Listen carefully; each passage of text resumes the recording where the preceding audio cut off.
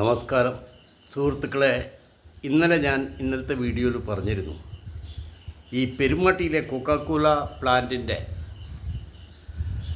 കാര്യം ഞാൻ ഇന്ന് സംസാരിക്കാം. കാരണം അതിൽ ഭൂമിയും ഉൾപ്പെട്ടിട്ടുണ്ട്. കോമ്പൻസേഷൻ മാത്രമല്ല, 216 കോടി രൂപ കോമ്പൻസേഷനായിട്ട് അവിടുത്തെ ജനങ്ങൾക്ക് കൊടുക്കണം എന്ന് ട്രിബ്യൂണൽ പാസ്സാക്കിയിട്ടുള്ളതാണ്. പക്ഷേ അത് പല കാരണങ്ങളാൽ പ്രണബ് മുഖർജി പ്രസിഡൻ്റായിരിക്കുന്ന സമയത്ത് അത് ഹോൾഡ് ചെയ്തു വെച്ചു. ബില്ലിന് അപ്രൂവൽ കൊടുത്തില്ല. ഇന്നും അത് എങ്ങനെയോ എന്തോ ആയിരുന്നു. പിന്നീട് ഈ സമരസമിതി നമ്മുടെ ഇപ്പോഴത്തെ ചീഫ് മിനിസ്റ്ററായിരിക്കുന്ന പിണറായി വിജയനെ കണ്ടപ്പോൾ അദ്ദേഹം പറഞ്ഞത്, ഞങ്ങൾ ബില്ലിൽ ചില മാറ്റങ്ങൾ വരുത്തിയിട്ട് രണ്ടാമതും അത് പാസ്സാക്കും, എന്നിട്ട് എങ്ങനെയായാലും കോമ്പൻസേഷൻ കൊടുത്തിരിക്കും. പക്ഷെ എൻ്റെ അറിവിൽ 2022 കൊക്കോകോല കമ്പനി സുവാരേസ് എന്തോ ഒരു പോർച്ചുഗീസ് പേരാണ്, അദ്ദേഹം നമ്മുടെ മുഖ്യമന്ത്രിയായിട്ട് ചർച്ച ചെയ്തു. ഞങ്ങൾ unconditional and without any payment ഈ 35 ഏക്കർ ഭൂമിയും അതിൻ്റെ ഉള്ളിലുള്ള സ്ഥാവര യാവര ജംഗമ വസ്തുക്കളെല്ലാം കൂടി സർക്കാരിന് വിലയില്ലാതെ കൊടുക്കാൻ തയ്യാറാണ്. അതിൻ്റെ അർത്ഥം എനിക്കറിയില്ല. പക്ഷേ എന്തായാലും ഈ യൂണിയൻ കാർബൈഡിൻ്റെ കേസ് എനിക്ക് ഓർമ്മ വരുന്നത്, യൂണിയൻ കാർബൈഡിൽ ഇതുപോലെ തന്നെ പ്രശ്നം ഉണ്ടായപ്പോൾ കോമ്പൻസേഷൻ കൊടുക്കുന്നതിന് മുമ്പ് അവിടുത്തെ ജനറൽ മാനേജറോ എന്തോ ഹൂഎവർ ദ ചീഫ് വാസ്, അവനൊരു അംബാസിഡർ കാറിൽ കയറ്റി ജനങ്ങളറിയാതെ രാത്രി പാലം എയർപോർട്ട് അവിടെ എത്തിച്ച് ഒരു പ്ലെയിനിൽ കയറ്റി വിട്ടു. അന്ന് ഇന്ദിരാഗാന്ധിയുടെ സർക്കാരാണ്. അപ്പോൾ കോൺഗ്രസ് ആയാലും BJP ആയാലും ഇപ്പോഴത്തെ കണ്ടീഷനിൽ CPM ആയാലും ഇവരൊക്കെ കോർപ്പറേറ്റുകളുടെ പാവകളാണ്. ജനങ്ങൾ ഒത്തുപിടിച്ചാലേ ഈ കോമ്പൻസേഷൻ കിട്ടുള്ളൂ. ഇടയ്ക്ക് വെച്ച് അവൻ ഞങ്ങൾ മാങ്ങ കൃഷി ചെയ്തു തരാം, അങ്ങനത്തെ ഹൈ ഡെൻസിറ്റി ഫ്രൂട്ട് ഫാർമിംഗ്, ജാൻ എഗ്രോ ഫാർമിംഗ് അവർ കോഓപ്പറേഷൻ വെച്ചിട്ട് ഞങ്ങളത് തുടങ്ങാം, അതിൽ നാട്ടുകാർക്ക് ഗുണമുണ്ടാവും, ഇതാണ്. പക്ഷെ നാട്ടുകാർ അങ്ങനെ തന്നെ പിടിച്ചു നിന്നു. ഇതിലേറ്റവും രസകരമായ കാര്യം എന്താണെന്ന് വെച്ചാൽ ആദിവാസി ഫാക്ടർ. 1989 ഒരു നിയമമുണ്ട്, ആദിവാസികളെ ദ്രോഹിച്ചാൽ കടുത്ത ജയിൽ ശിക്ഷയാണ്. ഒരു ആദിവാസിനെ അല്ല ദ്രോഹിച്ചിരിക്കുന്നത്, നാട്ടിലെ എല്ലാ ആദിവാസികളെയും അവർ ദ്രോഹിച്ചിട്ടുണ്ട്. അപ്പോൾ എനിക്ക് പറയാനുള്ളത് സമിതിയോട്, എനിക്ക് നേരിട്ടറിയാവുന്നത് നിജാം സാറാണ്, മുതലമടയിലുള്ള നിജാം സാർ. അദ്ദേഹത്തിനോട് ഞാൻ റിക്വസ്റ്റ് ചെയ്യുക, എന്തുകൊണ്ട് അട്രോസിറ്റീസ് എഗെയിൻസ്റ്റ് SC/ST, കുറേ ആദിവാസികളും കുറേ SC ഫാമിലീസാണ് അവിടെ ഉള്ളത്, ആ കേസ് ഇവർക്കെതിരെ ചാർത്തിയിട്ട് ഇവരെ പിടിച്ച് അതിന് ബെയിലില്ല. അതാണ് രസം. ഈ കമ്പനിയിലത്തെ ഏറ്റവും ടോപ്പ് മോസ്റ്റ് ആൾക്കാരെ ഇതിന് ഉൾപ്പെട്ട എല്ലാവരും പിടിച്ചങ്ങ് ജയിലിലിടാം. കോമ്പൻസേഷൻ പറന്നു വരും. നിങ്ങളൊന്ന് നോക്ക് ആ ലൈനിൽ.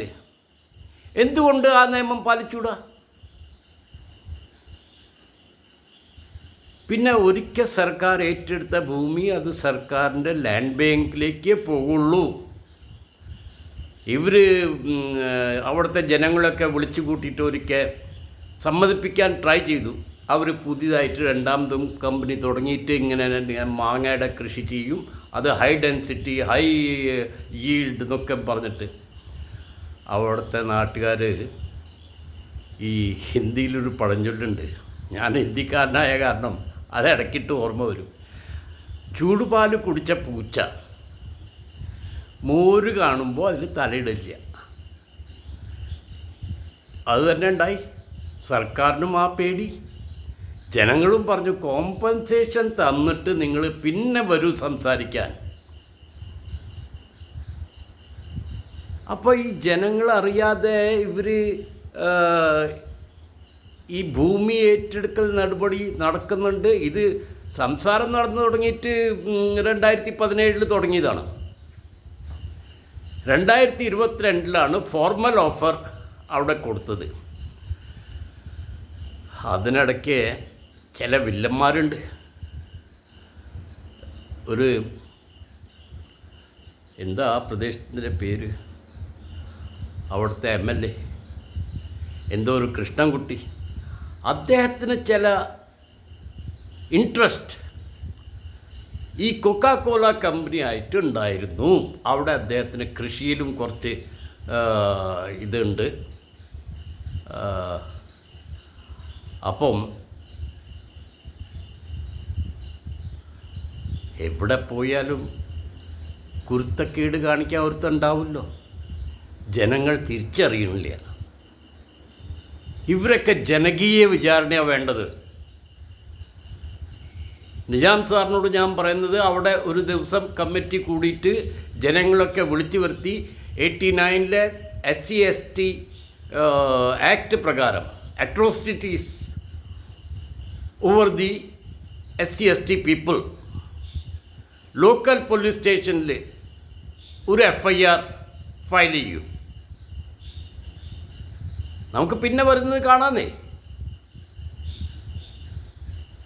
അതിനുള്ള ചങ്കൂറ്റം, അതിനുള്ള പിൻബലം നിങ്ങൾ ജനങ്ങൾക്ക് കൊടുക്കണം.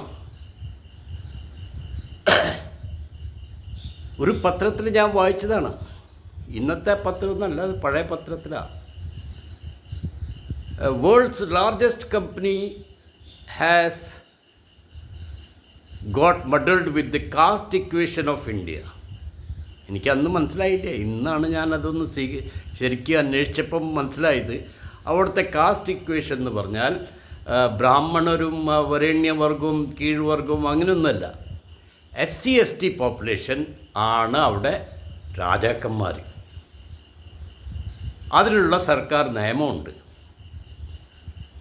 ആ നിയമപ്രകാരം കേസ് കൊടുത്ത് ഇവർ 10 ദിവസം ജയിലിലിട്ടാലേ ഓട്ടോമാറ്റിക്കലി കോമ്പൻസേഷൻ വരും. പിന്നെ ഇടതുപക്ഷമായാലും വലതുപക്ഷമായാലും നടുകണ്ടം തിന്നുന്ന BJP ആയാലും ഇവരൊന്നും വിശ്വസിക്കരുത്. ഇവരൊക്കെ കോർപ്പറേറ്റ് സേവ ചെയ്യാനുള്ളവരാണ്. കാരണം നമുക്കൊന്നും പൈസയുടെ ആവശ്യമില്ല, ഇവർക്കാണ് പൈസയുടെ ആവശ്യം. ഒരു മൂക്കൊലിപ്പ് വന്നാൽ അമേരിക്കയിൽ പോകണം. നമ്മൾ ചുക്ക് കുരുമുളക് കാപ്പി ഉണ്ടാക്കി കുടിക്കും. പനി വന്നാൽ ചുരുട് കുടിക്കെടുക്കും, അല്ലേ? ഇത്തിരി ചുടുവെള്ളം കുടിക്കും. അല്ലാതെ എന്ത് ചെയ്യണു?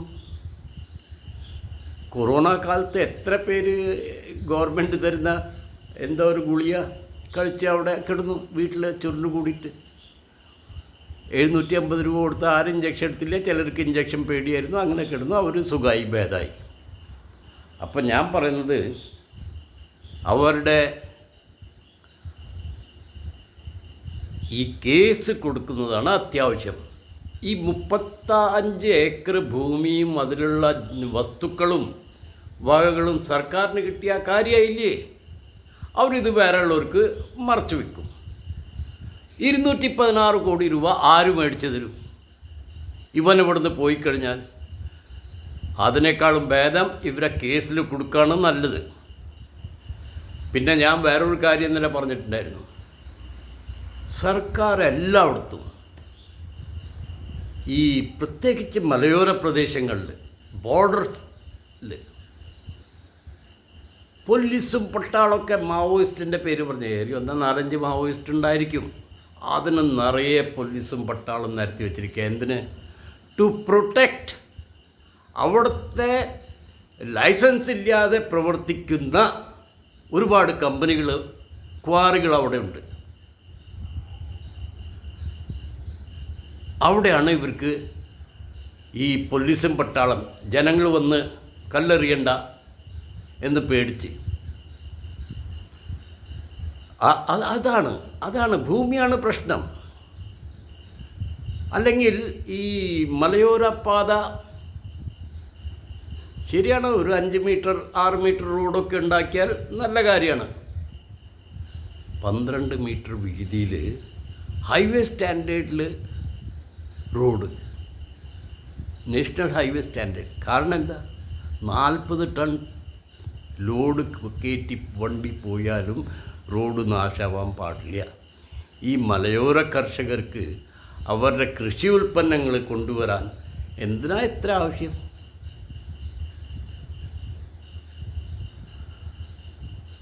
അപ്പോൾ ഈ കാര്യം ചർച്ച ചെയ്യണം നിങ്ങൾ കമ്മിറ്റിയിൽ.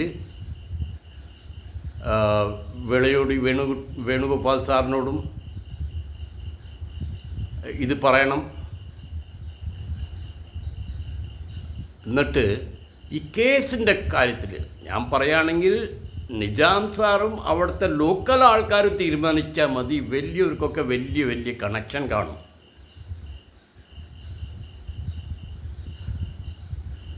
മനസ്സിലായല്ലോ? അവിടുത്തെ നമ്മുടെ മാരിയപ്പൻ സഖാവുണ്ട്. ലോക്കൽ പോലീസ് സ്റ്റേഷനിൽ പെറ്റീഷൻ കൊടുക്കുക, ഞങ്ങളുടെ ജീവിതം ദുരിതമാക്കി, ഞങ്ങളുടെ വെള്ളം എടുത്തിട്ട് 22 വർഷമായി ഞങ്ങൾ വെള്ളം ഇല്ലാതെ ജീവിക്കുന്നു, ഞങ്ങൾക്ക് ഇത് സഹിക്കാൻ വയ്യാത്ത കാര്യമാണ്. അത് പിന്നെ നിജാം സാറിനോട് ഞാൻ പറയേണ്ട ആവശ്യമില്ലല്ലോ. അതൊന്ന് ചെയ്തു നോക്കൂ സാർ. നന്ദി, നമസ്കാരം.